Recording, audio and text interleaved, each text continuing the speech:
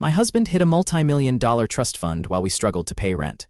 For 5 years, I have been working 2 jobs and skipping meals so we could afford our tiny, one-bedroom apartment.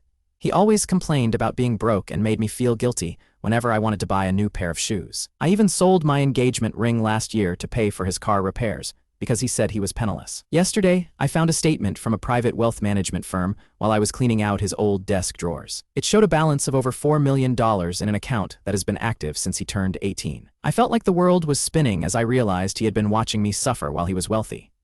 When I confronted him, he had the nerve to say he was testing me to see if I was a gold digger. He said he wanted a woman who loved him for his soul and not for the size of his wallet. I asked him if my soul was worth the malnutrition and the constant stress of being one paycheck from the street. He didn't even look guilty, he just smiled and said that I had passed the test, and now we could live well. I told him that the only thing I learned is that he is a sociopath who enjoys seeing people in pain. I am not a lab rat, and my life is not a game for him to play with his family money.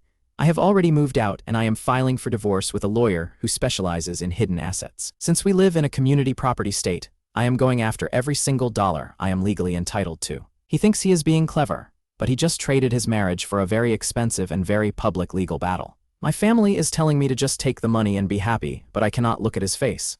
Every time he touches me, I think about the nights I cried because I didn't know how we would eat.